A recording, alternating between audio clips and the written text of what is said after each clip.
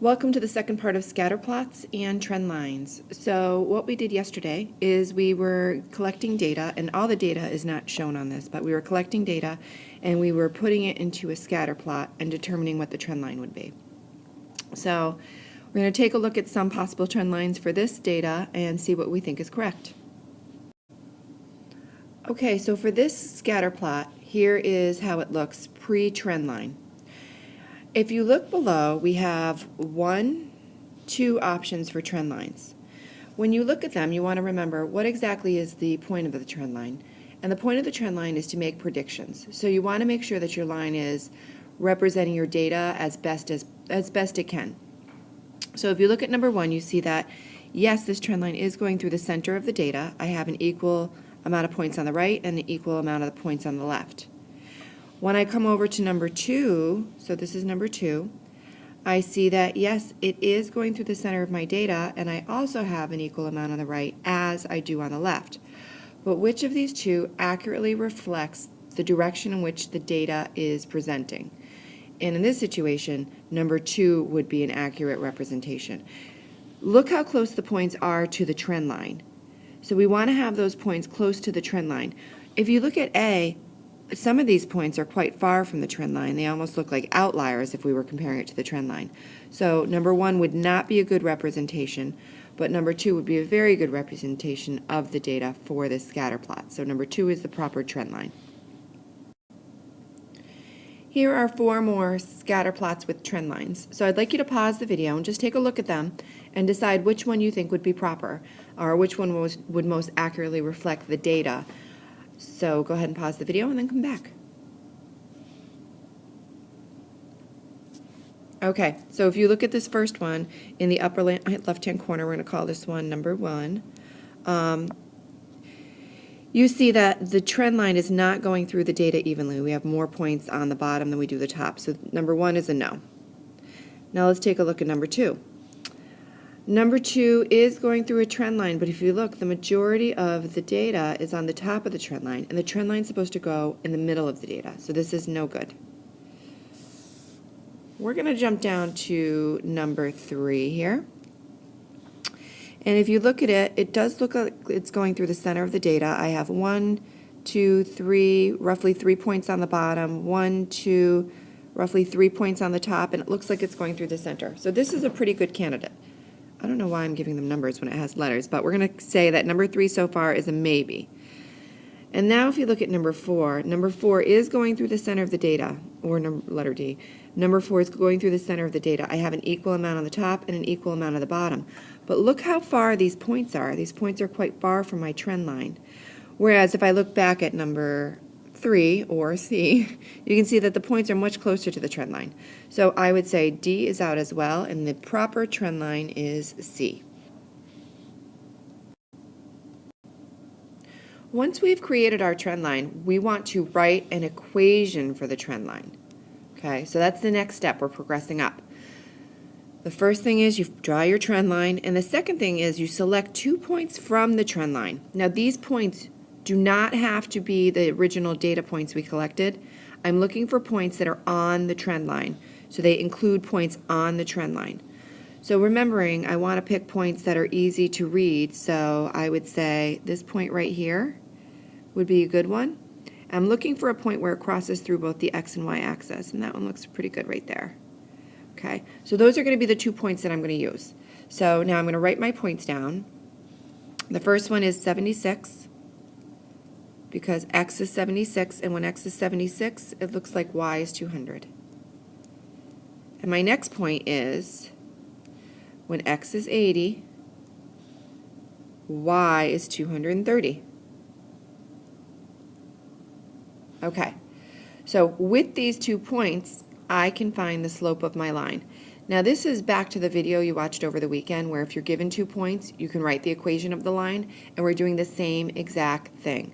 So I'm going to pause for a second, bring us to a new screen we're going to do our work on, and then we'll be able to write the equation of the line.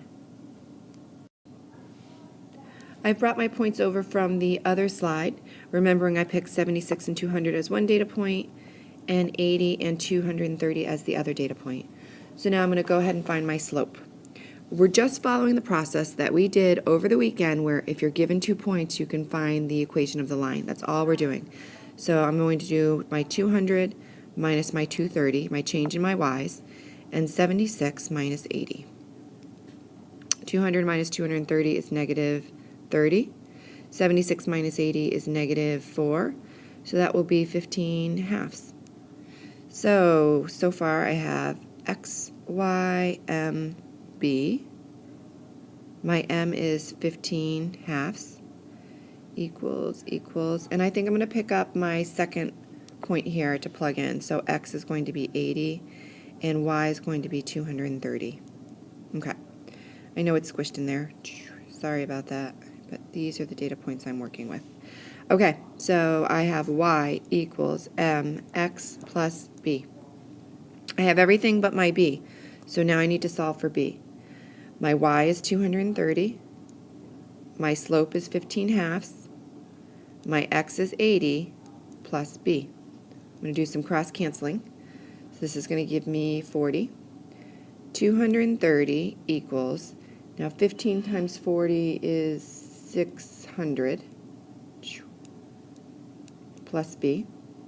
Subtract my 600 from both sides, and I get negative 370 equals b. To write that in my final equation, I would put it as y equals 15 halves x minus 370. And there you go. So let's bring that over to the other slide, or the next slide, and see what it means. So the first question that I would ask is, what is the slope and what does it represent? Well, we know the slope is 15 halves, okay? And the slopes are change in y over the change in x. So our y is weight, so the change in weight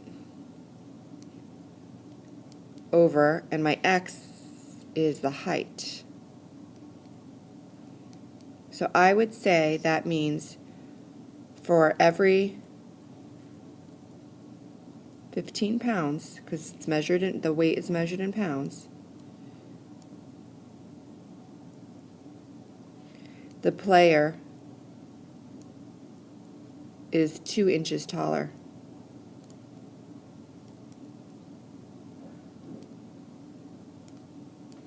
So, and I know that's horribly written, I'm sorry, for every 15 pounds, because that's what our y is, the change in y, our player is 2 inches taller. So they're both positive, so as your weight increases by 15 pounds, you are 2 inches taller.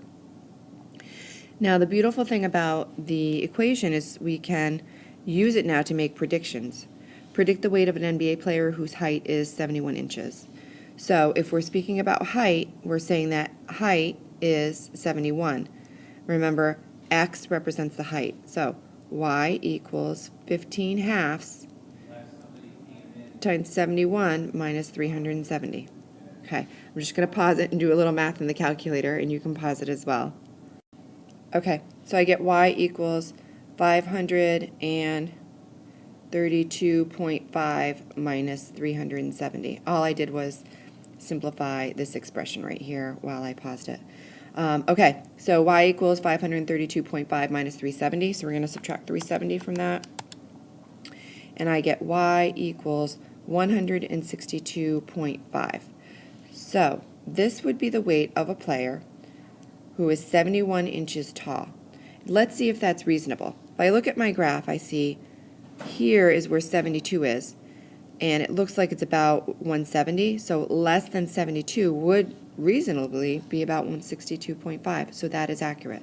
So in answer to this question, predict the weight of an NBA player whose height is 71 inches, it would equal 162.5. And of course you'd write that out in a sentence, but I'm going to spare you watching me put it in the corner here. So now what you're going to do is you're going to try this page. The first thing you're going to do is plot your points. And in order to plot your points, you're going to need to come up with a table or values for your x and your y. So it doesn't really matter which one you have as which. You can make this be city, make sure you clearly label it, miles per gallon, and then you can make this your highway. MPG. Now go ahead and determine what the best measures would be for your x and y axis. Remember, you don't have to start at 0 as in the previous example, as long as you consistently go up by equal intervals. So go ahead and give this a try, and we will talk about it in the morning or on Tuesday. Bye, guys.